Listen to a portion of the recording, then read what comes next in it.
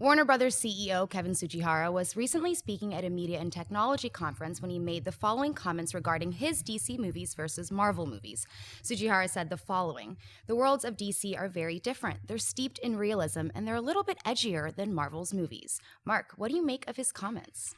As realistic as the Green Lantern is, I got to take some umbrage with these comments, and I'm sure that the broader context was something a little different. I'm sure he's not trying to poke the bear that is Marvel, but when you say something like that, it strikes me as odd. Now, look, if you want to say that the Guardians of the Galaxy isn't as realistic and or as gritty as something like Batman Begins, I totally agree with you. When you look at these universes as a whole, and you see that the Avengers is a group of dudes, and then there's an alien in there, and they're taking on other aliens. But then you look at something like Man of Steel, where you have an alien fighting an alien in a fake city. I don't know how you get that is more realism, or that's edgier than anything that happens. Because he grew up on a farm, Mark. In a Marvel universe, because he's a farm boy, and Kevin Costner was his dad.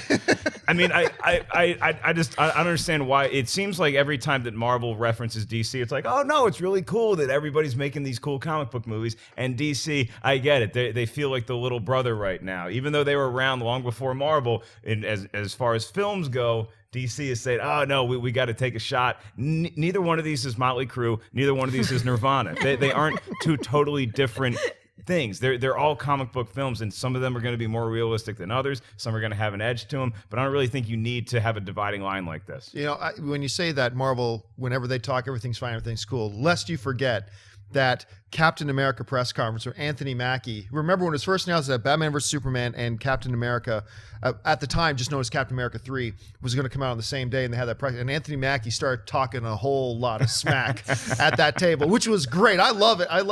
And you know, I actually think Tsujihara, I think you're going to see a lot of playful banter going to be going back and forth. And I think this is going to be like professional wrestling. I think we're going to see some kind of fake rivalry going on here. These companies actually don't have a lot of beef with each other. I think they actually get along pretty well. Yeah. So that's going to be interesting to see how they do that.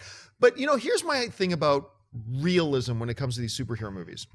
I like superhero movies to define for them what is realistic.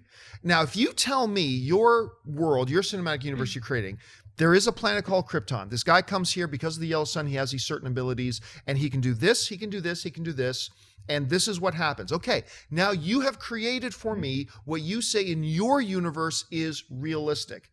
Now stick within that. See, I like movies that stay realistic to their own definitions of what is realistic. So that's cool. Now, so if Tsujihara means, hey, look, we set up certain parameters and then we just don't go, look, our Superman, unlike the old Superman, can't tear off, you know, saran wrap S from his chest and throw it against other superheroes, then stick within that. That's cool. So I liked his comments just because I think they're playful. I think it's them's fighting words. I think both Marvel and DC know there's this whole vicious war online between DC fanboys and Marvel fanboys. And both of them are just sitting back, like DC and Marvel both sitting back just going, cha-ching, this is awesome. Keep fighting, you guys. This is great. Anyway, Clark, what do you think?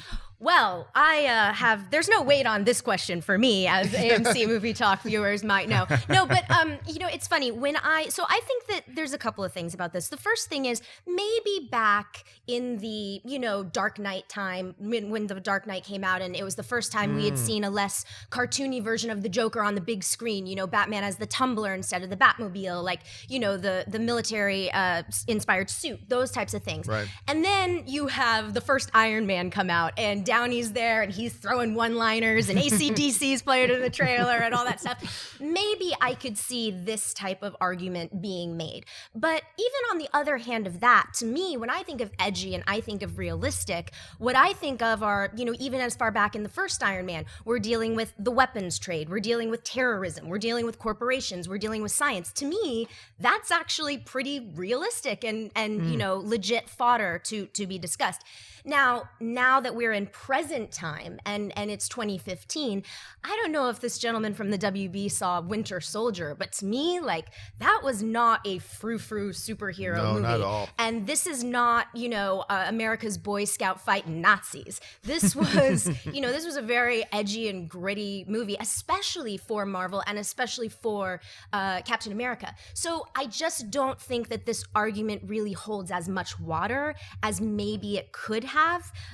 So, you know, but I do appreciate the playful banter and the fanboys and girls who are Team Marvel and DC. They're very active, and as I know. So yeah. But I mean, look, I just I like the way Marvel is going, and I'm excited to see what's next for DC, because that's another thing. I mean, if you want to include the Chris Nolan movies, that's one thing. But, in terms of the Zack Snyder DC Cinematic Universe, we've only seen one movie so far. We've seen a lot more from Marvel. So it's kind of hard to compare and contrast at this point. And right now, Tsujihara is kind of like, don't pay no attention to that green glow you see behind that curtain. Pay no attention to that whatsoever. Hey everyone, if you like this video, click that thumbs up button and make sure to subscribe to our AMC Movie News YouTube channel.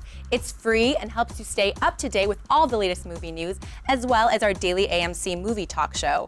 Also, make sure that you follow us on Facebook and Twitter to stay up to date with all of our special promotions, contests, and prize giveaways.